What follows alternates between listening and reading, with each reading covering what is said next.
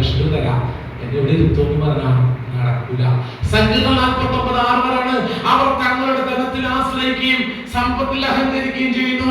തന്നെ തന്നെ വീണ്ടെടുക്കാനോ സ്വന്തം ജീവന്റെ വില ദൈവത്തിന് നൽകാനോ ആർക്കും സാധിക്കില്ല. ഹല്ലേലൂയ. കേൾക്കുന്നുണ്ടോ ചേച്ചി? അതായത് എന്റെ സഹോദരന്മാർ, നിങ്ങൾ ആലോചിച്ചോ, എത്ര കോടി രൂപ നിങ്ങളുടെ കയ്യിലുണ്ടും നിങ്ങൾക്ക് അതുകൊണ്ട് ഈ ഭൂമിയിൽ കുറെ കാര്യങ്ങളൊക്കെ നടക്കാൻ പറ്റുന്നത്, കുറെ നേടാൻ പറ്റുന്നത്.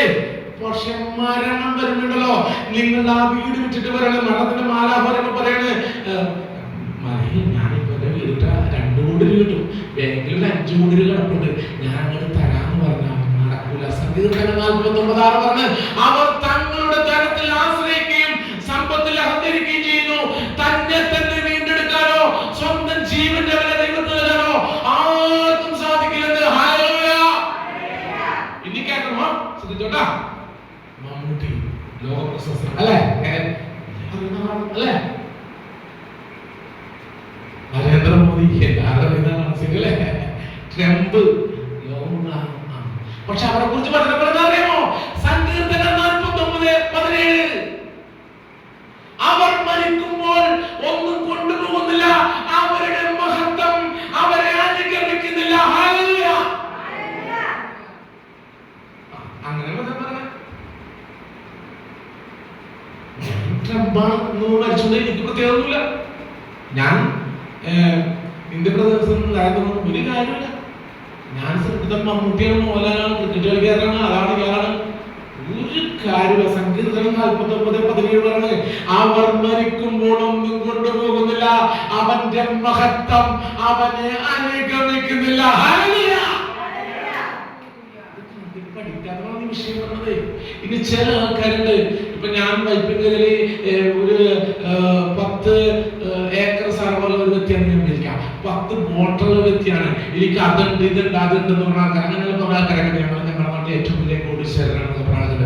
അവരെ കുറിച്ച് വചനം പറയുന്ന സങ്കീർത്തനം 49:11 ദേശങ്ങൾ സ്വന്തമായിട്ടുള്ളവരാണെങ്കിലും സവകുടീരങ്ങളാണ് അവരുടെ നിത്യവസതി.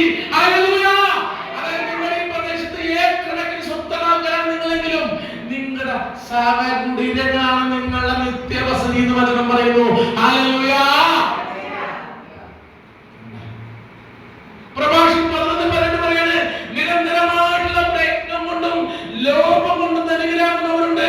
എനിക്കിനി വിശ്രമിക്കാം, എന്റെ ധനത്തിൽ ഞാൻ ആനന്ദിക്കുന്നു വിചാരിക്കുന്നു, എന്നാൽ എല്ലാം വെടിഞ്ഞ് ഈ ലോകം മുഴുവൻ എത്ര നേരം അറിയുന്നത്. ഹല്ലേലൂയ.